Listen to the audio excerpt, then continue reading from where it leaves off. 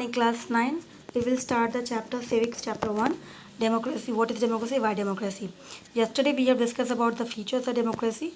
Today we will again revise the same features and then we will move toward the new topics. So let's recall what we have discussed yesterday. Now what was the first features which we have get from this? Now the first one is major decisions by our elected leaders. तो यहाँ पे क्या बताया जा रहा है, जो भी डिसीजन लिया जाता है should be taken by the elected leaders. Means if the person, those who are standing for the elections, he must be chosen by the people. When he was chosen by the people, then he has the power to take the decision on behalf of the peoples. But sometimes we see that in different countries this does not follow, and we will go through with an example.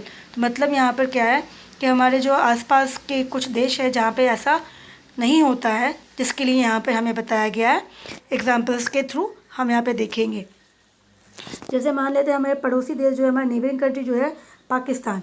ठीक है, तो पाकिस्तान में जो हमारे general Parvez Musharraf जो थे, general Parvez Musharraf, वो 1999 में इन्होंने मिलिट्री कूप किसे कहा जा रहा है? मिलिट्री कूप उसे कहते हैं जहाँ पे मिलिट्री जो सडनली अटैक करती है देश के ऊपर और उसके ऊपर अटैक करके, मतलब जो उसका लीडर था, जैसे यहाँ पे Parvez Musharraf was the leader, military का हेड था, वो जनरल था. तो इसी तरह से उसने उसको गाइड करके और मिलिट्री को पूरा मिला के अपने ही देश के ऊपर उसने अटैक करवाया. और जो इलेक्टेड लीडर्स थे, जो गवर्नमेंट से इलेक्टेड गवर्नमेंट्स थी, उसे ओवरथ्रोन करके उन्होंने अपने आप को, उस गवर्नमेंट को हटा के अपने आप को चीफ एग्जीक्यूटिव बना दिया.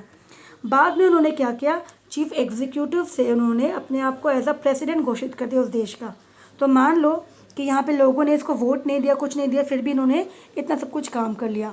फिर जब देखो वहाँ पे जब उनको लगा कि लोग जो थे उनसे नाखुश थे, तो उन्होंने 2002 में एक रेफरेंडम कराया. What is the meaning of referendum?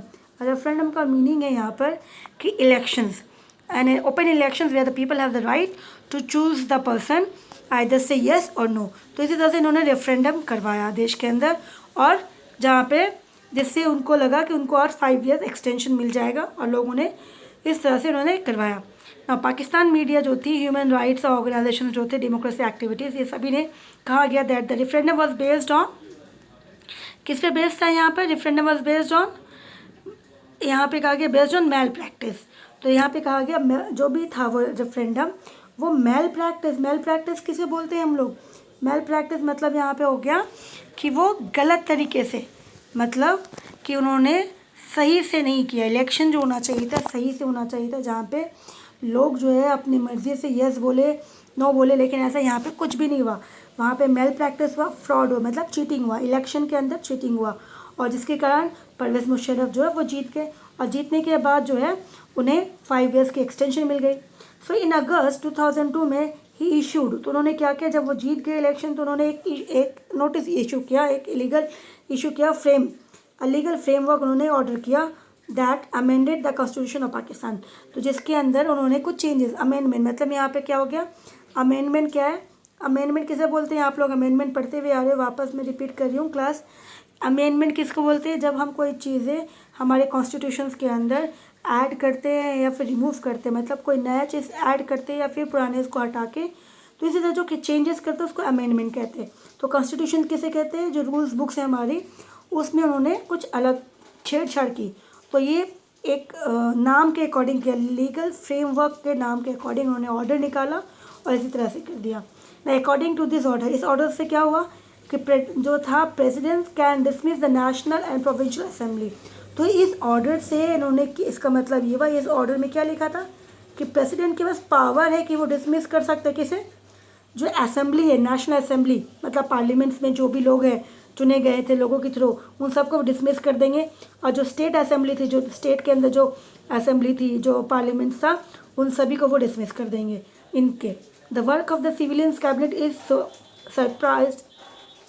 Supervised by a national security council which is dominated by military officers. इसके अलावा जो नेशनल सिक्योरिटी काउंसिल्स थी, वो भी, उनके ऊपर कौन नज़र रख रहा था? वो पूरी के पूरे मिलिट्री ऑफिसर्स जो उनके ऊपर नज़र रख रहे थे. After passing this law, election was held to the national and provincial assembly. So Pakistan has had elections, elected representative had some power. तो यहाँ पे हमने क्या देखा कि पाकिस्तान के अंदर इलेक्शन हुआ, सब कुछ हुआ, वहाँ पे स्टेट लेवल पे हुआ, सेंट्रल लेवल पे हुआ। So Pakistan had an elections, representative भी हुआ, पावर भी, बट द फाइनल जो था power rest with military officers and general Pervez Musharraf. तो इसका मतलब क्या हुआ कि यहाँ पे चुनाव तो हुई थी, चुनाव में जो लोगों को इलेक्शन में खड़े होने का राइट्स दिया गया था वो लोगों ने जीत तो लिया, लेकिन फिर भी यहाँ पे देखा गया कि जो पावर था डिसीजन लेने का वो पावर किसके पास था, मिलिट्री ऑफिसर्स के पास था या फिर परवेज मुशर्रफ के पास थी। तो ये सोच लो कि किस तरह से यहाँ पे इलेक्शन सिर्फ नाम का ही रह गया, डेमोक्रेसी सिर्फ नाम का रह गया, क्योंकि यहाँ पे इलेक्टेड लीडर्स के पास कोई भी पावर नहीं था। फिर हम आगे बढ़ते हैं, there are many reasons why Pakistan under general permission should not be called a democracy.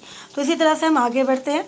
तो यहाँ पर ही हमें हमारा पहला जो है, हमें हमारा पहला क्या मिला, फीचर्स मिला। जो फीचर्स था यहाँ पर कि क्या दिया गया, in a democracy the final decisions making power must rest with those elected by the peoples. तो यहाँ पर क्या कहा जा रहा है कि जो डेमोक्रेसी के अंदर जो फाइनल डिसीजन पावर होगा वो किसकी होना चाहिए, किसके हाथ होना चाहिए, जो पावर्स जनता ने जिसे चूज़ किया है, जनता के द्वारा चुने जाने पर उन्हीं के पास होना चाहिए, ना कि कोई दूसरे इंसान के पास पावर हो और वो उसे रूल करे। तो इसी तरह से हमारा पहला फीचर्स मिला। अब यहाँ पे देख लो, एक पिक्चर देखने के बताया जा रहा है, यहाँ पे कार्टून्स है। आपको सिविक्स में यहाँ पे मोस्टली सब जगह कुछ ना कुछ कार्टून्स हिंट मिलेंगे जिसके थ्रू कुछ बताया जाएंगे। समटाइम्स इस कार्टून्स पे बेस होके भी क्वेश्चंस पूछे जाते हैं। जैसे इस कार्टून्स के थ्रू क्या बताया जा रहा है, लैटिन अमेरिका में यहाँ पे जो है, do you think in its apply to Pakistan situations as well. Obviously कि यहाँ पे डेमोक्रेसी तो बोल रहा है कि देश में हमने इलेक्शन करवाया, लेकिन इलेक्शंस किस बेस पे करवाया था, मिलिट्री के बेस पे। तो same thing is applicable in Pakistan also. ठीक है, वैसे हम आगे बढ़ते हैं। हमारा नेक्स्ट फीचर्स जो हमारा है, जिस पे बेस है free and fair electoral competitions.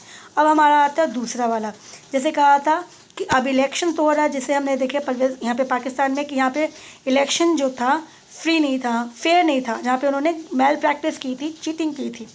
अब यहाँ पे हम उसी बेस पे करेंगे फ्री एंड फेयर इलेक्शंस कितना इंपॉर्टेंट है। एग्जाम्पल यहाँ दिया जा रहा है चाइना का। चाइना में क्या हुआ कि यहाँ पे रेगुलर इलेक्शंस जो है एवरी 5 years हेल्ड होती है, और यहाँ पे जो चाइनीज़ पार्लियामेंट है उसका मोस्टली जो है किस नाम पे बोला गया, नेशनल पीपल कांग्रेस। यहाँ पे जो national people's congress parliament was called as the national people congress has the power to appoint the president of the country. तो यहाँ पे जो पार्लियामेंट है, जो नेशनल पीपल कांग्रेस जो है उसके पास पावर होती है कि वो प्रेसिडेंट को, जो देश का जो प्रेसिडेंट होता है उसको अपॉइंट करे। और इसके पास, इस पार्टी के पास, इस नेशनल पीपल्स कांग्रेस जो है इसके पास लगभग कितनी सारे मेंबर्स है, 3000 मेंबर्स है all over China. Some are elected by the members of army also. अब यहाँ पर जो है बिफोर कंटेस्टिंग इलेक्शंस, अब यहाँ पे जो भी चुनाव के लिए लोग खड़े होते हैं, जो चुनाव के लिए लोग यहाँ पे खड़े होते हैं ना, उनको क्या करना पड़ता है कि जब भी अगर वो खड़े होते हैं सबसे पहले उसको इस पार्टी का अप्रूवल चाहिए होता है। मतलब पार्लियामेंट में जो पार्टी है, जो चाइनीज़ पीपल्स पार्टी से यहाँ पर जो यहाँ कौन सी पार्टी थी, द नेशनल पीपल कांग्रेस जो थी, ये जो पार्लियामेंट थी नेशनल पीपल, उसकी जो पार्टी थी चाइनीज़ कम्युनिस्ट पार्टी, इसकी अप्रूवल चाहिए होती है। मतलब अगर कोई बाहर वाला इंसान चाहेगा कि वो चुनाव लड़े कैंडिडेट, तो नीड द अप्रूवल। यहाँ पे क्या होता है, नीड अप्रूवल्स। किसकी अप्रूवल्स लेंगे वो, यहाँ पे अप्रूवल्स किसका लेंगे, चाइनीज़ कम्युनिस्ट पार्टी की। Only those who are member of the Chinese communist party, उन्हीं को ही मिलता है। और कहा गया इसके अलावा भी 8 अदर स्मॉल पार्टीज़ भी है जिसे उन्हें ये राइट्स दिया जाता है कि वो इलेक्शंस यहाँ पे वो इलेक्शंस के लिए खड़े हुए थे 2002 और 3 में। और इसी तरह से गवर्नमेंट जो फॉर्म होती है, और फॉर्म आया था कम्युनिस्ट पार्टी। मतलब और कोई और पार्टी जो है वहाँ खड़ी नहीं हो सकती, सिर्फ और सिर्फ कम्युनिस्ट पार्टी ही खड़ी होगी, या फिर कम्युनिस्ट पार्टी के जो होते हैं अलायंसेस, उन्हीं को राइट्स मिलती है। तो इसका मतलब कि अगर मान लो कि चुनाव में खड़े हैं, और चुनाव में कौन खड़ा है, हम किसको वोट देने जाएंगे। अगर हमारे यहाँ पे देखेंगे एक ही इंसान खड़ा है और उसको हम वोट देने जाएंगे, तो हमारे पास कोई ऑप्शन नहीं है, 1 2 3 वो कोई भी कैंडिडेट एक ही है, तो वोट उसी को मिलेगा, जीतेगा भी वही। तो यहाँ पर भी वही चीज़ है, यहाँ पे कम्युनिस्ट पार्टी ही है, और दूसरी पार्टी को कोई भी उनको राइट्स नहीं दी जाती, उसको पार्टी टिकट्स नहीं देते हैं। अगर उनको खड़ा होना है तो उनको आधा कम्युनिस्ट पार्टी ही बनना पड़ेगा, या फिर उनकी मेंबर्स बननी पड़ेगी। तो उसी तरह से यहाँ पे क्या चीज़ नहीं मिल रही है उनको चॉइस नहीं मिल रही है। यहाँ पे कैंडिडेट्स जो है उनको चॉइस नहीं मिल रही है। सेम एक ऐसे ही कंडीशन से यहाँ पे 1930 में देखा गया, मेक्सिको में इलेक्शन हुआ था, होल्ड इलेक्शंस एवरी 6 ईयर्स में। यहाँ पे हर 6 साल में इलेक्शंस किया जाता है और यहाँ पे इलेक्शंस में प्रेसिडेंट को इलेक्ट किया जाता है। ठीक है, यहाँ पे प्रेसिडेंट को वो इलेक्ट करते हैं। और कंट्री हैड नेवर बीन, कहा गया इस कंट्री में कभी मिलिट्री डिक्टेटरशिप ऐसा कुछ भी नहीं हुआ। बट अनटिल 2000 में every election was one by, लेकिन देखा क्या गया कि 2000 में जब भी देश में इलेक्शन हुआ, चुनाव हुआ, वो चुनाव कौन जीता? सिर्फ और सिर्फ वो चुनाव जीता है PRI, मतलब इंस्टीट्यूशनल रिवोल्यूशनरी पार्टी। तो मेक्सिको में 2000 के बाद देखा गया कि जब भी चुनाव हुआ उस चुनाव में PRI जीता। इसका मतलब यहाँ पर opposition party did contest elections की, यहाँ पे दूसरी पार्टी को राइट्स है चुनाव लड़ने के लिए, लेकिन फिर ये PRI क्यों जीतती है? But never manage. यहाँ पे कहा गया कि ये पार्टी तो है लेकिन दूसरी पार्टी कभी जीतती नहीं है। क्यों नहीं जीतती है? क्योंकि PRI जो वो बहुत अलग अलग गलत तरीका अपनाती है, डर्टी ट्रिक्स अपनाती है जीतने के लिए, to win elections. All those who we are employed, तो जो भी गवर्नमेंट एम्प्लॉयज़ है, ऑफिसर्स है, ठीक है, पार्टी मेंबर्स है, टीचर्स है गवर्नमेंट स्कूल्स के, उन सभी को फोर्स किया जाता है, they are force to vote for the PRI। इन सभी को बोला जाता है कि इनको वोट करना है, PRI को वोट करना है और किसी को वोट नहीं करना। Media largely ignore the activities of opposition party, media भी पूरा का पूरा इग्नोर करती है अपोजिशन पार्टी को, और सिर्फ अगर कुछ भी दिखाना होता है तो वो क्रिटिसाइज़ करने के लिए दिखाती है कि मीडिया क्या दिखाती है कि वो गलत कुछ कर रहा है, तब उसको दिखाती है। अदरवाइज़ पूरा का पूरा वो सपोर्ट किसको करती है? PRI को सपोर्ट करती है। अब यहाँ इसके अलावा भी अगर कभी कभी अगर सोच लो कि लोगों ने दूसरी पार्टी को जिताने की कोशिश की, तो लास्ट में पोलिंग बूथ जो होती है जहाँ पे वोट डालती है जिसके अंदर, वो पूरा का पूरा वो शिफ्ट कर दिया जाता है एक जगह से दूसरी जगह लास्ट मिनट तक। मतलब ये पूरा का पूरा जो है करप्ट। तो यहाँ पे PRI है वो टोटली करप्टेड है। और इसी तरह से वो पैसा, बहुत ज़्यादा पैसा खर्च करती है, बहुत सारा पैसा खर्च करती है किसके लिए? जीतने के लिए। बहुत सारा पैसा कैंपेनिंग में कैंडिडेट्स के ऊपर। तो यहाँ पर चॉइसेस है। आपने क्या देखा मेक्सिको में कि चॉइसेस है, यहाँ पे इसको चॉइसेस है मेक्सिको अंदर। लेकिन चाइना में क्या था? चाइना के अंदर हमने देखा यहाँ पे क्या नहीं था? चॉइस नहीं थी। मेक्सिको के अंदर क्या थी? चॉइस है, बट क्या नहीं है यहाँ पर? इलेक्शन जो है वो फेयर नहीं है।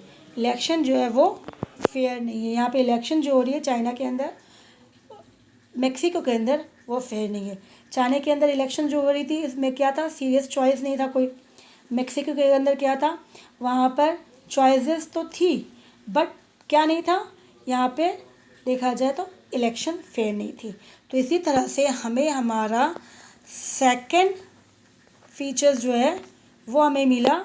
सेकंड फीचर्स क्या मिला हमें सेकंड फीचर्स मिला है कि in a democracy must be based on a free and fair elections where free and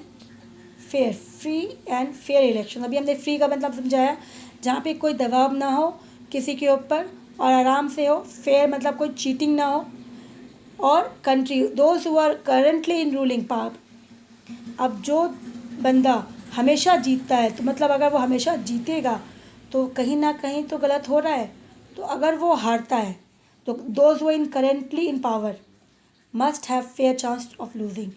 तो उसको अगर हम हराएंगे और किसी नए को जिताएंगे तो मान लेंगे कि हमारा इलेक्शन जो है वो फ्री और फेयर इलेक्शन हो रहा है। तो इसी तरह से हमारा सेकंड फीचर्स ये मिला। अब हम थर्ड फीचर्स में जाएंगे। थर्ड फीचर से पहले एक बार ये कार्टून्स देख लेंगे। कार्टून्स में क्या बताया रहा है? This cartoon was title building democracy. लेकिन ये बिल्डिंग डेमोक्रेसी आपको देखना चाहिए कि किस पे है। ये जो बंडल्स दिख रही है, जो पोटली दिख रही है, किसकी पोटली है? यहाँ पर ये टोटली मनी बैग्स है। तो ये सिग्निफिकेंट किसके ऊपर कर रहा है? ये हम बोल सकते हैं किसके ऊपर एग्जाम्पल जाता फिट? PRI के ऊपर एग्जाम्पल फिट होती है। लैटिन अमेरिका पब्लिश किया गया था तो ये एग्जाम्पल टोटली PRI के ऊपर फिट होती है। फिर हम थर्ड में जाते हैं। थर्ड फीचर्स हमारा जाते हैं। थर्ड फीचर्स में क्या हो गया? 1 person 1 vote 1 value। अब यहाँ पे एक बंदा हो और वो वोट दे रहा हो और उसकी वैल्यू एक ही काउंट होनी चाहिए, लेकिन ऐसा हर देशों में नहीं होता है। क्यों नहीं होता है? देखा जाए कि यहाँ पे देखा जा रहा है कि इन 2015 में देखा गया, अनटिल 2015 मतलब 2015 तक इन सऊदी अरेबिया में womens did not have the right to vote. Womens के पास कोई राइट्स नहीं था। मतलब 2015 के बाद उनको राइट्स तो दिया गया, बिकॉज बहुत सारे रिवॉल्ट हुआ, प्रोटेस्ट हुआ था। इस तरह से रिवॉल्ट और प्रोटेस्ट करने के बाद वुमेंस प्रोटेस्ट करने के बाद उनको राइट्स मिली, लेकिन 2015 से पहले तक उनके पास कोई राइट्स नहीं थी। मतलब मेन को राइट थी, वुमेंस को राइट नहीं थी। Estonia has made it citizenship ruler in such a way that people belonging to Russian minority find it difficult to get the right to vote। तो मतलब एस्टोनिया के अंदर अगर कोई रशियन पीपल्स रहते हैं तो माइनॉरिटीज़ किसको बोलते हैं? जो कमी में, मतलब आपके क्लास के अंदर गर्ल्स एंड बॉयज़ है, अगर बॉयज़ ज़्यादा तो वो मेजोरिटी हो गई, गर्ल्स कम है तो वो हो जाती है माइनॉरिटीज़। तो यहाँ पे रशिया में, एस्टोनिया के अंदर जो है माइनॉरिटीज़ कौन है? रशिया। तो रशियंस को यहाँ पे कहा गया कि इन्हें जो रूल्स जो मिल रही थी, वो राइट्स जो था, राइट टू वोट, उनके लिए बहुत डिफ़िकल्ट था, उनका रूल्स अलग था। इसी तरह से हम आगे बढ़ते हैं और देखते हैं फ़िजी में भी वैसे ही है। कहा गया इलेक्ट्रल सिस्टम जो था वो अलग था। The voter of N indigenous Fiji, मतलब यहाँ पे इंडिजीनियस का मतलब हो गया जो उनके खुद के अपने फ़िजी है, जो बाहर वाले नहीं है, उनके खुद के अपने ही है, नेटिव पीपल्स। और लेकिन जो इंडियंस वहाँ पे बस गए थे, बहुत सारे इंडियंस जो है इंडिपेंडेंस आज़ादी के बाद, उससे पहले जो गए और वहाँ पे बस गए, तो वो वहाँ के नागरिक है, लेकिन फिर भी उनको राइट्स नहीं है वोट देने का। मतलब वैल्यू जो है वहाँ पर, अगर राइट्स मिल गया उनको, लेकिन उनको वैल्यू जो है, अगर फ़िजी की 1 है तो उनका हाफ हो जाएगा। तो इसी तरह से वैल्यू जो है वो अलग अलग है। तो इसी तरह से हमें हमारा जो है थर्ड फीचर्स मिला है। और थर्ड फीचर्स क्या मिला है कि democracy is based on a fundamental principles. बहुत ज़रूरी है डेमोक्रेसी को फंडामेंटल प्रिंसिपल्स पे होना चाहिए। पॉलिटिकल इक्वलिटी होना चाहिए, जहाँ पे हम बोलते हैं हमारा पॉलिटिकल इक्वलिटी होना चाहिए, मतलब कि सबको बराबर अधिकार मिले, सबको बराबर इक्वल राइट्स मिले।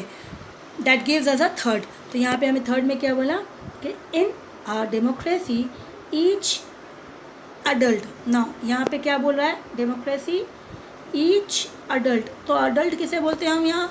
18 ईयर्स जो भी है उसके अबव वो अडल्ट हो जाते हैं। मस्ट हैव 1 वोट, तो सभी को वोट मिले, 1 वोट मिले, और ईच वोट, और हर वोट का वैल्यू कितना होना चाहिए? 1 होना चाहिए।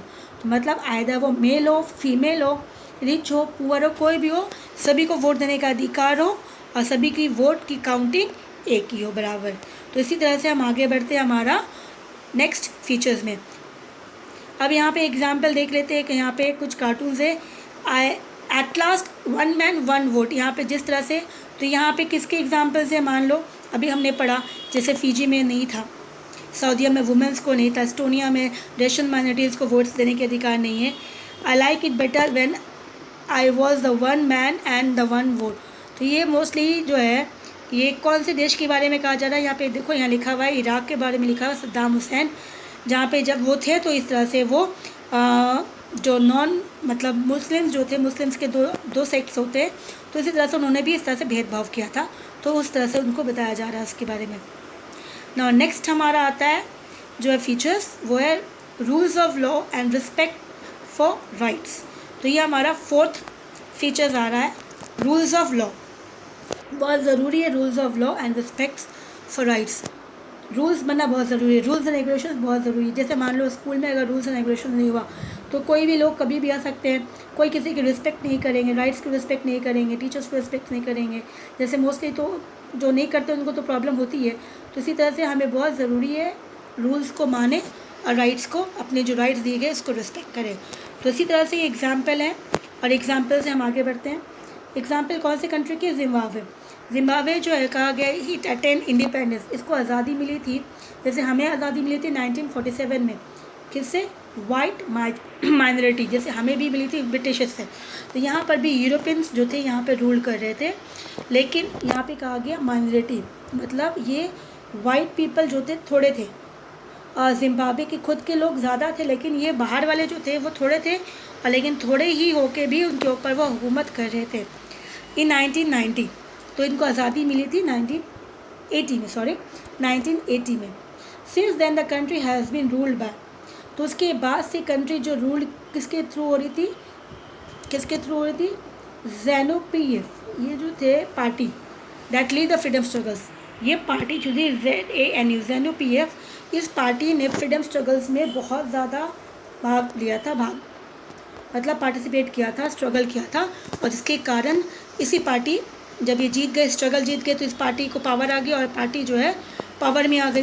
तो इसका जो लीडर था कौन था, रॉबर्ट मैकेबी, तो rule the country since independence. तो जब आज़ादी हुई तो लोगों ने इसी को ही बना दिया, उसका लीडर बना दिया जो लीडर था, और इसी तरह से ये वहाँ का प्रेसिडेंट बन गया। इलेक्शंस वे हेल्ड रेगुलरली, हर साल जिस तरह से एवरी 5 ईयर्स हमारे यहाँ पे इलेक्शन होती है, तो यहाँ पर भी इलेक्शंस जो है रेगुलर होती थी, and always won by ZANU-PF। अब यहाँ पे कहा जा रहा है कि इलेक्शन तो हमेशा होते, रेगुलर होती थी, और हमेशा क्या देखा गया कि जीतने वाला कौन था, जीतने वाला ZANU-PF ही था, और इसका जो प्रेसिडेंट था मैकेबी वॉज पॉपुलर। जैसे मान लें हमारे यहाँ पे हमारे टाइम पे जो लीडर्स ने जवाहरलाल नेहरू थे, पंडित जवाहरलाल नेहरू, उसके बाद वो हमारे पहले प्रधानमंत्री बने क्योंकि वो बहुत पॉपुलर भी थे। तो इसी तरह से जब ये फ्रीडम फाइटर्स थे, लीडर्स थे, तो ये बहुत पॉपुलर थे, तो इन लोगों को लगा ये बहुत पॉपुलर है, इतना मेहनत किया, इसने स्ट्रगल किया, तो इसको प्रेसिडेंट बना देते। लेकिन अब जब इसके मन में लालच आ गया कि मैं ही प्रेसिडेंट बनूं, अब मैं ही रहूं और कोई और इस पोस्ट में ना आए, इस चेयर पे नहीं बैठे, तो इन्होंने क्या किया, but also use unfair practice. तो इन्होंने जीतने के लिए गलत तरीका अपनाना शुरू कर दिया, गलत तरीका, unfair manners. Over the years, his government changed the constitution several times to increase the power of the president and make him less accountable। और इसी तरह से सालों साल जब भी इलेक्शन हुआ ये जीते गया, और हर वक्त इन्होंने कॉन्स्टिट्यूशंस को चेंज करते गए, कॉन्स्टिट्यूशन में चेंजेस लाते गए। तो यहाँ पे देख लो कॉन्स्टिट्यूशंस में वो चेंजेस, तो अभी हमने पढ़ा था कॉन्स्टिट्यूशन में चेंजेस में अमेंडमेंट करते गए, चेंजेस किया, गवर्नमेंट ने चेंज किया, इतना सारा चेंज करने के बाद ताकि क्या हो सके, ताकि जो है प्रेसिडेंट जो है वो पावरफुल होता रहे, और साथ साथ वो लेस अकाउंटेबल। यहाँ पे लेस अकाउंटेबल का मतलब हो गया कि वो जवाबदाही जो होता है, जैसे हमारे जो मंत्री होते हैं उसको जवाब देना पड़ता है, जनता जो भी चाहे उनसे पूछ सकती है, तो they are accountable to the people, means वो उनको जवाब देना पड़ेगा। तो इन्होंने क्या कर दिया, अपने आप को लेस अकाउंटेबल बना दिया, मतलब जनता को वो जवाब नहीं देंगे, इस तरह से रूल्स बना दी गई। Opposition party work where harsh, harass and their meeting disturbed. जब भी अपोजिशन पार्टी कोई मीटिंग करती थी, उनको परेशान करते थे, उनकी मीटिंग को तोड़ फोड़, दंगा करवा के भंग करवाना, इस तरह से अगेंस्ट, ताकि जो है ये पार्टी कभी जीत ना पाए, against the government and were declare illegal. और इस तरह से जब भी उनके खिलाफ जाते थे तो उस पार्टी को इलीगल घोषित कर दिया जाता था। There was also a law that limits the rights to criticise the president. बाद में इतना ही नहीं बल्कि इन्होंने कुछ रूल्स ऐसे बना दिए, रूल्स बना दिया, राइट्स लिख दिया गया कि जो भी प्रेसिडेंट्स को क्रिटिसाइज़ करेगा, उसके बारे में चर्चा करेगा, निंदा करेगा, वो सभी को वो पनिश कर देंगे, उनको जेल में डाल देंगे। इवन टेलीविज़न, रेडियो कंट्रोल कर रहा था government, gave only ruling party versions. तो यहाँ पे मीडिया, अगर गवर्नमेंट जो भी है और सिर्फ अच्छी पोर्शन ही बताया गवर्नमेंट के बारे में, तो ये गलत हो जाता है, क्योंकि यहाँ पर हमें दोनों ही देखना पड़ता है, सही और गलत। तो मीडिया भी जो थी उनके साथ ही थी, क्योंकि मीडिया को कंट्रोल वो खुद ही कर रहा था। There was independent newspaper but the government has those journalist who were against. कहा गया कि वहाँ पे गवर्नमेंट इंडिपेंडेंट जर्नलिस्ट भी थे, न्यूज़पेपर भी थी, लेकिन जो भी उसके खिलाफ जाता उसको वो क्या करते, परेशान करते, जेल में डाल देते। तो government ignore some court judgement that went against it and pressurised जज, he was forced out of office. तो यहाँ पे क्या दिखाया गया कि इस तरह से जो भी उनके खिलाफ जाते तो उनको वो परेशान करते। इवन अगर जजमेंट में कभी भी इनके खिलाफ कुछ गया तो जज को भी फोर्स किया जाता था कि वो जजमेंट को चेंज कर दिया जाए। एंड उसके साथ साथ he was forced out of office in 2017। और इसके कारण यहाँ पर जो था 2017 में प्रेसिडेंट को निकाल दिया गया। तो इसी तरह से हमने क्या देखा, द एग्जाम्पल ऑफ जिम्बाब्वे हमें क्या बताता है कि shows that popular approval of the ruler is necessary in a democracy but it is not sufficient. कि बहुत अच्छी बात है, पॉपुलैरिटी होनी चाहिए, पॉपुलर लोग जिसको बहुत जानते हैं, जो बहुत फेमस है, वो अगर रूलिंग पार्टी में आ जाता, रूल करता तो अच्छी बात है। लेकिन सिर्फ पॉपुलर होना ही सफिशिएंट नहीं होता है, क्योंकि अगर वो फिर अनडेमोक्रेटिक तरीके से काम करे, popular government can be undemocratic. तो इसी तरह से अगर उसने, हमने क्या देखा कि यहाँ पे वो पॉपुलर था, लेकिन उसने उसको लालच आने के कारण उन्होंने पावर जो थी, जो भी रूल्स थे, सारा रूल्स चेंज कर दिया देश का, और सब कुछ अपने फेवर में कर दिया।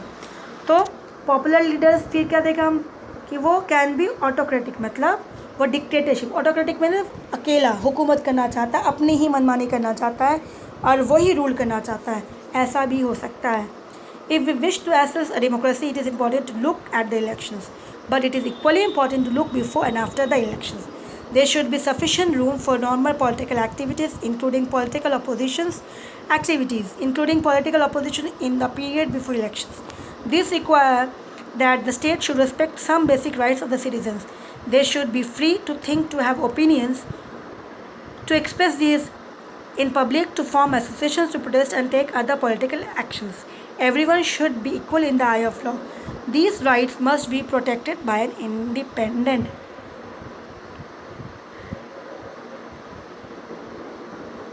judiciary whose orders are obeyed by everyone. तो यहाँ पर ही हमने क्या देखा, क्या बताया जा रहा है कि पॉपुलर जो होते हैं, जो पॉपुलर हैं, ज़रूर नहीं पॉपुलैरिटी, तो हमने देखा वो क्या हो सकते हैं, ऑटोक्रेटिक हो सकते हैं, अपनी मनमानी कर सकते हैं। तो इसी तरह से बहुत ज़रूरी है कि वो, अगर डेमोक्रेसी है तो इलेक्शन कैसा है, बहुत ज़रूरी है। और इलेक्शन के बाद, इलेक्शन होने के बाद ये नहीं कि इलेक्शन हो गया छोड़ दो, नहीं, important to look before, election से पहले और उसके बाद इलेक्शन कैसा हुआ, फिर पॉलिटिकल एक्टिविटीज़ कैसी है, जहाँ पे अपोजिशन पार्टी को राइट्स मिल रहा है कि नहीं मिल रहा है, जनता को राइट्स मिल रही है कि नहीं मिल रही है, जनता के पास राइट्स है या नहीं है, सिटीजन्स के पास राइट्स है क्रिटिसाइज़ करने के लिए, ओपिनियंस फ्री है, हम सोच सकते हैं, अपने विचारों को पब्लिक में डाल सकते हैं। ऐसा नहीं कि अगले हमने अपने विचार डाला और हमें गवर्नमेंट ने जेल में डाल दिया, इस तरह से नहीं होना चाहिए। कुछ भी पॉलिटिकल एक्शन ले सकते हैं, सभी कानून के बराबर, सभी लोग बराबर हो कानून के आइज़ ऑफ लॉ के अंदर। सभी को, अगर कोई भी बदमाशी करता है, आगे वो पॉलिटिशियन हो या फिर पीपल, नॉर्मल पीपल हो, दोनों को पनिशमेंट मिलना चाहिए, ना कि सिर्फ कॉमन पीपल को मिलना चाहिए। तो this right must be protected by independence judiciary, means independence जो है।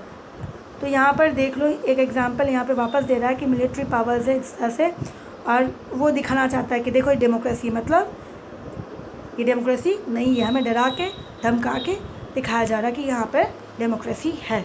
तो इसी तरह से हमें हमारा लास्ट जो है फीचर्स क्या मिला, हमें हमारा लास्ट फीचर्स मिला यहाँ पर कि in a democracy government rules within limit set by constitutional law and citizens rights. तो इसी तरह से हमें कि गवर्नमेंट जो है रूल्स कर रहे हैं, लेकिन वो लिमिट में रह के काम करे, अपने लिमिट के अंदर ही काम करे, राइट्स जो है जनता को भी राइट्स मिले, जनता के राइट्स ना छीने। इसी तरह से हमारा ये फोर्थ फंडामेंटल्स, हमारा फोर्थ फीचर्स जो है कंप्लीट हो जाता है। तो इसी तरह से जहाँ पे हमारा समरी, अगर हम समरी देखते हैं तो यहाँ पे हमें कंप्लीट हो जाती है। तो democracy is a form of government in which the rulers are elected by the peoples. With this we have to include the four features which we have discuss right now. जैसे ruler elected by the people take all the major decisions, elections offer a choice and fair opportunities to the people to change the current ruler. These choice and opportunities is available to all the people on an equal basis. And the last, the exercise of this choice lead to a government limited by basic rules of the constitutions and citizen rights. तो इसी तरह से ये 4 features जो हमने पढ़ा उसकी summary है। ठीक है, फिर हम लोग कल जो है न्यू टॉपिक से शुरू करेंगे। Till then have a nice day.